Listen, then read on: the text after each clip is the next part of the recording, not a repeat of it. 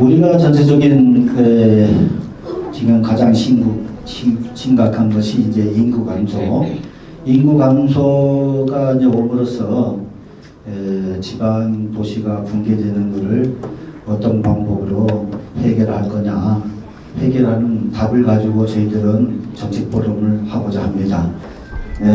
지금 인구 감소를 여러분들이 심각하게 못 느낀 분들이 많습니다. 가장 수치적인 거 갖고 계산을 하다 보니까 특히나 그런 경우가 많은데, 인구가 감소되면은요, 첫째, 제일 심각한 안보까지 문제가 대두가 됩니다. 군인들이 없어요. 군인 숫자들이 없어요. 인구 감소되는 문화하고 지방 도시 붕괴되는 거는 뭐 학교 폐교부터 모든 것이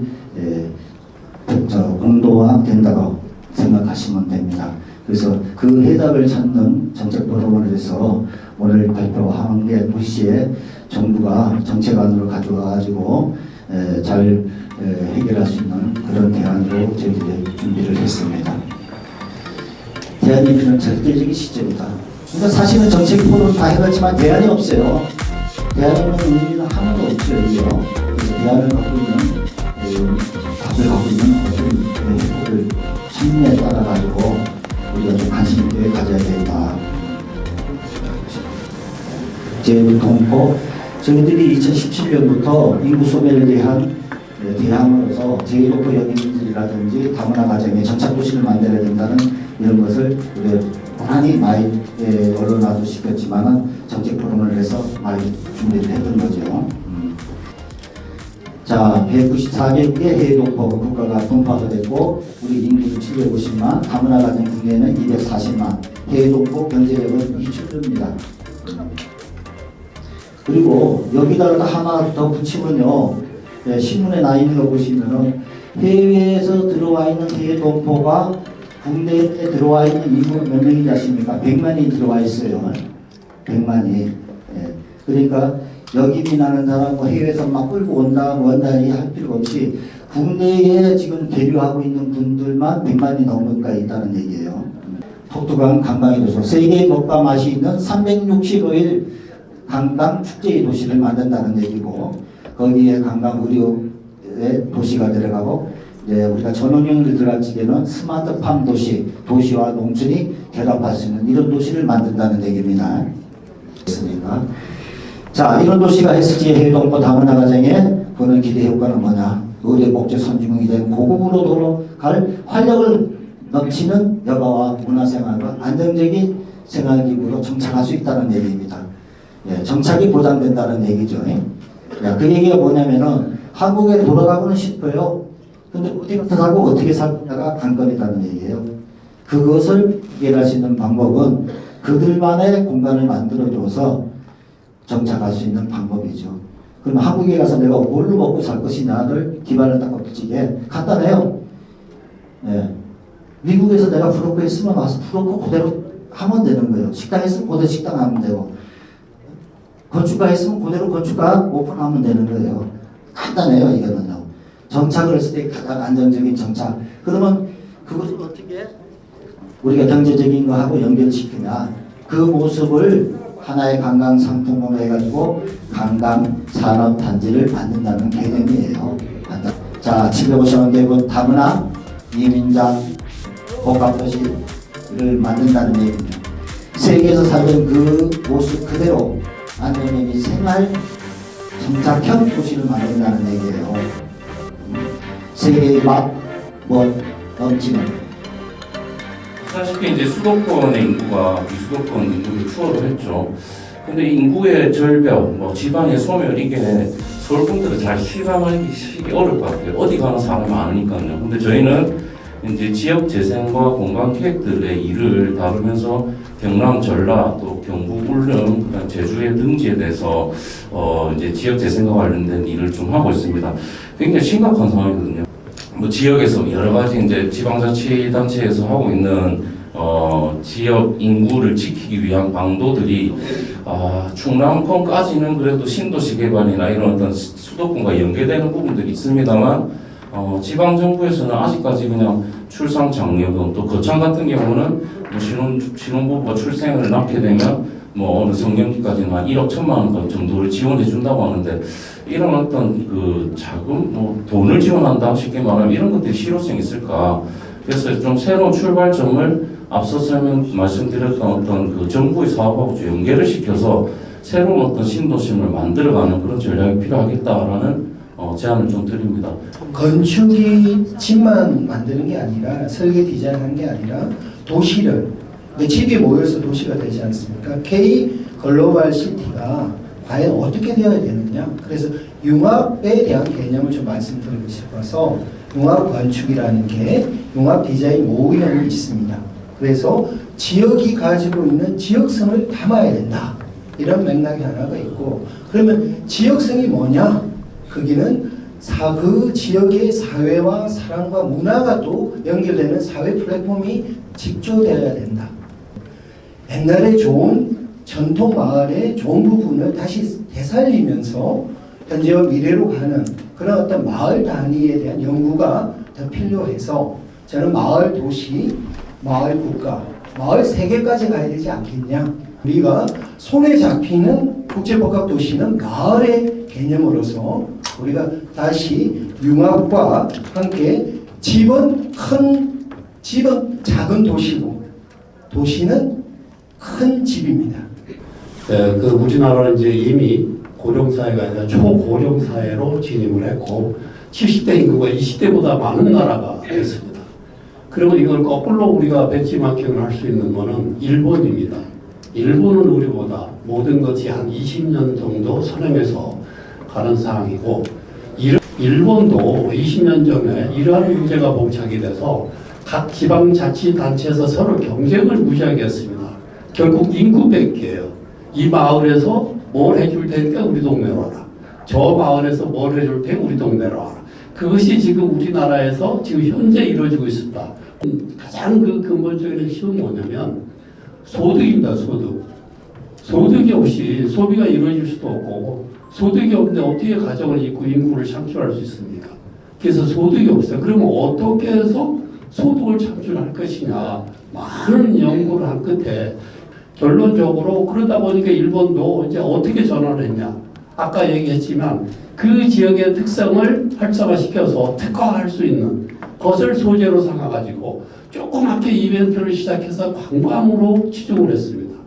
그래서 과연 이런 전원주택에서 충분하게 쾌적한 주거를 제공할 수 있고, 그다음에 이제 병원하고 연계된 시설, 그다음에 생활 문화를 위한 문화 시설, 그다음에 생활 서비스에 대해서 뭐 급식 서비스라든가 생활 보조 서비스, 또 전원주택에서 가장 필요한 부분이 이제 그 주택에 대해서 일단 물리적인 그런 서로 간의 청소와 가든징 서비스 같은 거, 정원 뭐 이런 가꾸기, 이런 서비스를 충분히 제공할 수 있고, 그다음에 혼자 살고 있으면서 아니면 부인 살고 있으면서 건강을 체크할 수 있는 건강 관리 서비스, 그게 뭐냐면 소위 말해서 의료 응급 체계와 정기 건강 검진 뭐 이런 서비스를 해주고, 그다음에 문화활동 서비스 해줄 수 있는 이런 전원주택을 가미한 이런 단지를 만들어서 공부한다 그러면은 그 지역의 정주 요건을 충분하게 우리가 갖출 수 있고,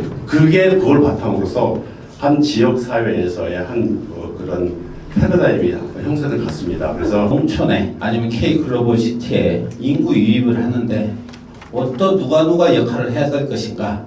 그것은 중앙부처의 교육부, 그 다음에 경제부, 국토부, 문체부, 보건복지부, 법무부, 외교부 다 들어와야 됩니다. 지원을 해줘야 됩니다.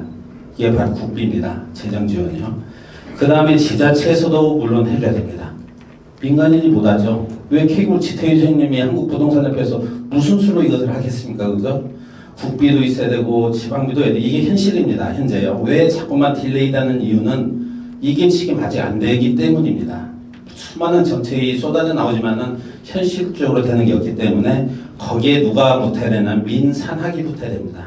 민간하고 기업과 대학교. 기업 유치가 돼야 되는데 기업 유치가 될 때 어떻게 해야 되느냐. 아까 산단, 농단, 농공단지 다 지금 설렁화되고 있습니다. 왜? 일할 사람이 없어요. 일할 사람 외국인밖에 없어요. 외국인들 우리 불법 체류가 40만을 넘어가고 있습니다. 일자리, 그 다음에 문화, 의료복지, 그 다음에 교육 인프라입니다. 이것을 어떻게 할 것인가? 그 다음에 재외동포가 왔을 때 이 사람들의 정책 방향을 어떻게 할 것인가? 그 다음에 외국인 노동자 포용 정책을 어떻게 할 것인가? 마지막으로 가장 중요한 건 뭐냐면은 이 다각적인 집합체들이 모였을 때 거기에 대한 갭들, 문화적인 차이, 사회적인 차이, 생각, 인식에 관한 차이들을 어떻게 줄여줄 것인가가 우리가 해야 할 일이라고 생각합니다. 오늘 여러 가지 많은 그 시사점을 던져주고 있습니다. 그 중에 저희들이 현재 추진하고 있는 것하고 연계해서 몇 말씀을 올릴까 합니다. 먼저 우리 K 글로벌 시티와 우리 지태용 회장님 추진하시는 이 글로벌 시티는 매우 좋은 비전을 보여주고 있다고 좀 말씀을 드리고, 다만 이걸 어떻게 국가 정책하고 연결해 나갈 것인가, 이게 이제 중요할 것 같습니다. 직접적 연결을 말씀드리기 전에 저희들이 먼저 추진하고 있는 내용을 간략히 설명을 드리면 아마 어떻게 연계할 것인지가 자연스럽게 아마 답이 나오리라고 봅니다. 저희 연구원에서는 지금 국회에다가 융합 문화복지도시 조성에 대한 특별법을 지금 현재 문체위에 올려놓고 있습니다. 저희들이 그 법안을 지원을 하고 있습니다. 조만간 아마 입법이 이루어지리라 보고요. 거기서 뭘 지금 저희들이 하려고 하는가 하면, 지금 우리나라에는 두 가지 이제 큰 이슈가 우리한테 기회이자 위기가 있는데, 하나는 한류 문화의 우리가 생각보다 빠르게 한류 문화가 전 세계에 확산되고 있다는 점이 저희들한테 앞으로 이 21세기는 문화의 시대라는 많은 사람들이 이미 예측했는데 그게 더 우리가 생각보다 빨리 이루어지고 있다는 점입니다. 이게 저희들한테는 이제 큰 기회 요인이고, 또 한 가지 위기 요인이자 기회 될 수 있는 게 급속한 고령화의 진전입니다. 이거는 우리 이제 복지사회 건설하고 같이 맞물려 있는 문제라 가지고 이게 이제 기회와 또 위기 양면을 동시에 갖고 있습니다. 이걸 잘 활용하면 이 고령화 문제, 그 다음에 이 지역소멸 문제하고 같이 풀어갈 수 있는 반면에 저희들이 자칫 잘못 대응하면 이게 우리한테 큰 재난으로, 재앙과 같은 그런 주제이기도 합니다. 그래서 저희들은 긍정적인 면을 보고 이 문화시대의 문화와 한류 문화와 이 고령화의 복지 문제를 어떻게 결합할 것인가가 저희들이 이제 지역 활성화 문제, 지역 균형 발전 문제에 초점을 맞춰왔습니다. 그래서 저희들이 생각하기에는 아까 이제 물론 해외 이민, 이건 당연히 받아들여야 됩니다. 이민청이 이미 논의되고 있고 이 많은 분들이 이제 그 부분에 대해서 이야기를 하고 있어서 이민의 문제는 오늘 저는 이제 별도로 이야기하지 않겠습니다. 그건 당연하고 앞으로 그렇게 가야 됩니다. 그게 뭐 지금 외국 근로자가 230만 명이 지금 공식적인 통계가 230만 명이 넘었다고 얘기하는데 아마 그보다 더 계속 늘어나야 된다고 보고, 뭐 5% 또 전 인구의 10%까지 저는 과감하게 늘려야 된다고 보고요. 다만 그것을 논외로 하고, 문제는 어떻게 수도권에 있는 이 인구를 지방으로 같이 잘 순환시킬 것인가 하는데 저희들이 이제 국내 문제니까 이거는 지금까지 한 11개의 그 혁신도시를 만들어가지고 해봤지만 정부기관을 옮기고 많은 자금을 이제 투자했습니다. 그렇지만 크게 아마 기여하지 못하고 시간을 늦추는 정도, 수도권으로의 인구 유입을 늦추는 정책에는 기여했다는 그런 평가를 내리고 있습니다. 그래서 지금 수도권에는 약 51% 정도가 이제 거주하게 되었습니다. 이 문제를 뒤집어 생각하면 수도권에 이렇게 많은 인구를 잘만 하면 지방으로도 다시 이제 순환시킬 수 있겠다는 그런 또 생각을 할 수가 있습니다. 어떻게 하냐면 마치 우리가 전국에 콘도 회원권을 가진 것처럼 내가 제주도에 가고 싶고 또 참 뭐 우리 벚꽃 축제하는 진해도 가고 싶고 계절별로 가고 싶은 지역들이 많이 있습니다. 이것처럼 우리가 원할 때 원하는 지역을 갈 수 있도록 도시와 농촌을 순환 거주할 수 있도록 한다면 많은 부분이 풀릴 수 있겠다는 생각을 합니다. 그래서 저희들이 도농 순환형 거주 방식이라는 것을 저희들이 이제 도입을 했습니다. 법안에다가 이걸 직접 이제 도입을 했고요. 그래서 우리가 지금 이제 고향을 떠난 지가 다들 오래됐습니다. 서울에 사는 수도권에 사는 분의 3분의 2 이상이 다 고향을 떠나온 사람들입니다. 그렇지만 다시 고향으로 돌아가자 하면 절대 여성들이 극구 반대합니다. 우리 집에는 우리 마누라가 제일 먼저 반대합니다. 뭐 갈 수가 없어요. 마누라의 벽을 넘기가 그렇게 어렵습니다. 그건 현실이고. 그래서 저도 이제 이 고민을 하다가 어떻게 마누라까지 데려갈 건가. 이게 이제 저희들이 그럼 몇 달만 우리 살고 오자. 이게 이제 요즘 이제 남해안 또는 제주도 한 달 살기 이게 이제 다행히 많이 이제 홍보가 돼가지고 그거에 대한 부분은 굉장히 거부감이 줄었습니다. 그래서 우리가 지방에 가서 몇 달 살고 오자. 이런 개념으로 접근해야 된다는 게 이제 저희들이 도농 순환형 거주 방식이라는 걸 우리가 도입을 하게 됐고요. 그래서 고향 가서 이제 돌아가자 그러면 저도 고향 가본들 친구들 몇 명 없고 살기가 어렵습니다. 낯선 동네 같습니다. 저도 서울 온 지가 30년이 넘었습니다. 그러다 보니까 고향으로 돌아간다는 건 굉장히 저한테도 위험 부담이 크고 어떻게 거기 가서 또 살 건가 하는 문제는 여전히 남습니다. 그래서 그런 이제 문제를 저희들이 고민하고 있다는 말씀하고 또 한 가지는 아까 또 많은 분들이 지적해 주셨는데 글로벌 시티든 뭐 순환 거주 방식이든 지역 활성화든 그걸 누가 추진하고 돈은 누가 될 건데 이 문제에 빠지니까 많은 기획하는 사람 많으면 거기에서 이제 다 박힙니다. 정부도 국비대라고 이야기는 합니다만 요즘 여러분 아마 신문에 많이 보셨겠지만 우리 국가 부채가 이게 이제 그야말로 위기 상황에 질 정도로 좀 많이 늘어났습니다. 그래서 정부도 어떤 데는 그 연구개발비도 줄여야 된다고 지금 얘기할 정도입니다. 그래서 정부 재정을 우리가 기대한다는 건 지금 당분간 적어도 몇 년 동안 아마 기대하기 매우 어려울 것 같습니다. 그래서 정부 재정을 적절하게 활용할 수 없다는 말씀을 또 한번 드리면서 그럼 이거 어떻게 해결할 건가? 그래서 저희들이 고민하다가 저희 연구원에서 국토부와 같이 1기 신도시 계획을 지금 3기 신도시까지 좀 계획을 해왔습니다. 그런데 그때도 역시 노태우 정부 때 200만호 전국 최초로 200만호 주택 정책을 집행했잖아요. 거꾸로 저희들이 이걸 어떻게 재원을 조달할 건가를 또 우리 선배들이 어떻게 했는지를 다시 검토해 봤습니다. 그게 이제 거기서 우리가 해답을 얻을 수 있습니다. 우리가 1기 신도시부터 3기 신도시까지 그 재원은 국가가 기획하고 공공이 기획하고 그 다음에 선투자를 공공이 해줬습니다. 뭐 공기업 LH나 이런 걸 통해서 선투자를 해주고 그 마지막에 정산을 어떻게 했냐면 그 입주자들이 돈을 신도시 건설 비용을 몽땅 입주자에 다 물었습니다. 정부에서는 거의 돈을 안 냈습니다. 기획을 하고 법적인 안정적인 제도를 운영해주고 신뢰를 준 게 그게 공공이 한 역할이고 결국은 이제 부족하다는 공원 도시 인프라 이 지하철 문제까지 전부 다 그 돈을 다 개별 입주자들한테 평당 얼마씩 해서 여러분이 받은 그 아파트에 다 녹아 있습니다. 그게 신도시의 재원 조달 방식이었어요. 아 그래 이거 한번 다시 이걸 이용해보자. 우리의 고령화 문제나 이 지역 문화 문제를 풀 때 결국은 공공이 기획을 잘하고 이걸 시민들이 잘만 협조한다면은 결국 우리 문제는 우리 스스로가 돈을 내는 구조입니다.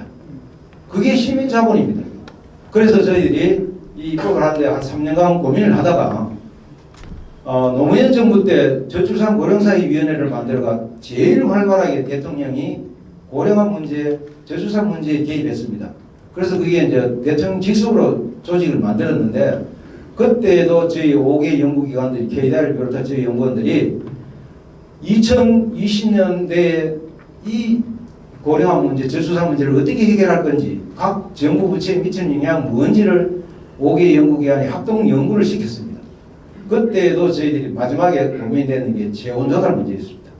이 재원이 얼마가 들어가냐면 그 당시에 정부 예산이 한 340조 죄송합니다. 마무리를 예, 한 340조 들어갔는데 실제 들어가는 돈은 1000조 이상이 들어간다고 했습니다. 지금 이제 우리나라 예산이 한 680조 됩니다. 이걸 비례한다면은 한 2천조 더 간다고 이렇게 지금 기준으로 하면 한 2천조 더 가는 돈입니다. 그래서 저희들이 고민을 하다가 그러한 재원조달 방식을 거꾸로 신도시 조성 방식의 거꾸로 적용해서 결국은 시민이 모든 문제를 해결할 수밖에 없고 그 재원조달도 시민이 부담합니다. 그래서 이거를 누구한테 떠넘기지 말고 이건 우리가 풀어야 할 문제라고 우리가 인식한다면은 결국은 이 비용 분담을 통해 세대 간 비용 분담을 통해서 이 재원조달 문제를 해결할 수 있다고 봅니다. 그래서 저희들이 법에도 재원조달 방법을 처음으로 기금 방식을 도입했습니다. 시민이 내는 돈으로 마치 주택부금 우리가 청약부금 넣듯이 매달 얼마씩 노후 준비를 하면서 그 돈으로 기금화시킨다면 여기에 필요한 재원을 조달할 수 있다고 저희들은 판단했고 그 다음에 이제 우리 국민은행이나 우리 은행에다가 시뮬레이션을 의뢰했더니만 놀랍게도 저희들이 기금 조성 방식은 이건 충분히 가능하다는 답변을 얻었습니다. 그 나중에 여러분들이 이 자료가 필요하다면은 아마 오늘 주최 측에다가 얘기하시면 제가 그 설명 자료를 보내드리도록 하겠습니다. 그래서 이 자료는 저희 연구원에서 공식적으로 내놓은 자료이기 때문에 여러분한테 공유하도록 해도 괜찮습니다. 그래서 입법 전 관련된 자료, 재원조달 관련된 자료를 여러분한테 공유해드리겠습니다. 그래서 재원조달 문제는 그렇게 풀 겁니다. 시민이 낸 돈으로 제대로만 집행하면 기금화해서 이 돈으로 우리는 얼마든지 이런 글로벌 시티를 조성할 수 있다는 말씀을 하나 드리고 한 가지만 더 말씀드리고 마무리하도록 하겠습니다. 그렇다면 앞으로 이제 이걸 어떻게 기존에 정부가 추진하고 있는 융합문화복지도시하고 글로벌 시티를 연결할 건가? 어떻게 보면 글로벌 시티는 그 여러 유행 중에 한 가지 유행입니다. 그래서 어떻게 보면 같이 갈 수 있습니다. 한 부분으로 이 도시에 넣으면 되는 것이고 우리 전국을 모든 도시를 글로벌 시티로 만들 수는 없습니다. 다만 특성대로 어떤 데는 의료 관광이 중심이고 어떤 데는 벤처 창업도 우리 판교처럼 그런 도시도 필요하고 그다음 농업기반도 필요하고 또는 산업기반도 필요하고 다양한 유형의 도시가 존재합니다. 모두 일식으로 글로벌 시티를 만들 수는 없습니다. 그래서 필요한 곳에 이러한 단지를 같이 넣으면 되는 거고 아까 우리 며칠 전에도 우리 지회장님하고 상의했습니다. 조금 또 토론하기 전에도 그런 말씀을 나눴는데 같이 갈 수 있는 부분이 되게 많다. 그리고 얼마든지 공공과 민간이 같이 협업한다면 이건 매우 좋은 협업 사례가 될 수 있으라 보고 오늘 이 토론회를 끝나지 말고 민간과 공공이 협업하는 시작하는 그런 장이 된다면 공공에서 아까 필요한 자금 그 다음에 법적인 제도 그 다음에 토지 확보 사실 토지 확보하는 데서 또 많은 아마 개발자들이 여기에 아마 많은 분들이 녹아납니다. 이게 몇 년 걸리고 이러다 보니까 토지 확보하는데 여러 가지 어려움이 많습니다. 그런데 이 법안에서는 토지 수용권을 부여해놨습니다. 이 융합문화복지도시의 조성에 대해서는 협의 매수가 원칙입니다만 그것이 되지 않을 때는 공탁을 하고 토지 강제 수용하는 방식을 저희들도 똑같이 해놔. 왜냐하면 이 공공 목적이기 때문에 가능합니다. 그래서 토지 확보도 그런 식으로 하고 초기 자금도 우리 기금에서 자금을 지금 대부분 다 또 마중물이 없어가지고 시작을 못하는 경우가 태반입니다. 그러나 시작하면 여러 군데서 이제 펀딩이 가능한데 시작을 하기가 또 매우 힘듭니다. 그래서 공공에서 펀딩을 하고 초기 자금을 펀딩해주고 한다면 글로벌 시티도 우리가 조성할 수 있고 해외 이민 또는 우리 동포들이 또 한국의 재입국도 우리가 할 수 있으리라고 봅니다. 그래서 우리가 이미 많은 방법이나 이 제도나 이런 것에 대해서 다 알고 있습니다. 이걸 어떻게 이제 부서를 잘 꿰매듯이 우리가 민간과 공공을 어떻게 협력할 것인지를 그걸만 좀 더 연결 부분만 우리가 좀 다룬다면 오늘 우리 지회장님이 제안하신 그런 K 글로벌 시티하고 저희 연구원에서 입법 지원하고 있는 융합문화복지도시는 같이 갈 수 있고 정부 정책으로 이건 같이 갈 수 있습니다. 그래서 민간과 공공이 뭐 60대 40이 돼도 좋고 70대 30이 돼도 좋고 그건 도시마다 또는 단지마다 적절한 그 투자 방식을 통해서 한다면 다시 한번 우리한테 신도시 만들듯이 주택 200만 원 만드는 것처럼 대혁신을 우리 국가에다가 가져올 수 있다고 보고 여기에는 주거 문제 아니라 아까 많은 분들이 걱정하셨는데 일자리 문제도 같이 가져갑니다. 그래서 우리가 이 일자리 대부분을 누가 부담하고 있는가 하면 이 중소기업들입니다. 중소기업이 거의 87%의 일자리를 차지하고 있습니다. 일자리 수만 보면. 근데 부가가치는 물론 대기업이 많이 합니다만 대기업은 전체 일자리의 약 9.6%, 10% 내외 정도를 일자리를 담당하고 있습니다. 그래서 앞으로도 앞으로도 이런 일자리 문제라든지 우리의 그 주거 문제라든지 앞으로 이게 다양한 의료, 관광 이런 것들도 이런 민간 전문가들이 많기 때문에 이러한 사람들의 이런 분들의 아이디어를 잘 녹여 넣는다면 저희들은 훌륭한 글로벌시티 또는 융합문화 복지 단지를 같이 만들 수 있다는 생각을 하면서 이 글로벌시티를 응원합니다. 감사합니다. 우리가 과거에 이제 국토의 균형 발전은 성장을 위한 그리고 성장을 배분하기는 측면에서 이제 접근을 했었습니다. 그런데 지금의 균형 발전은 지방 소멸이라는 대명제와 같이 걸어가야 되는 것이 현실입니다. K 글로벌 시티의 공간 계획은 어떠한 자세를 취해야 되는 것인가 하는 것을 이제 제가 말씀드리고자 하는 내용입니다. 첫 번째는 지역의 공생입니다. 지방 현실이 녹록지 않죠. 근데 그 지방은 지방마다 쌓여온 역사, 문화, 그리고 그것으로 인한 이제 자, 두 번째입니다. 공간 기능의 묶음입니다. 한국형 이제 글로벌 시티는 그 자력적이면서도 또 이제 포용적인 기능을 이러한 지방 연계 그리고 지역 연계를 위해서는 그런 기능, 포용적인 기능도 동시에 좀 가져야 된다고 생각하고요. 그리고 토지 이용 측면에서, 공간계 측면에서는 이런 것을 이제 다기능 또는 이제 복합 기능의 도시, 그 정주 공간으로 그리고 생산 공간으로 만드는 것이 필요합니다.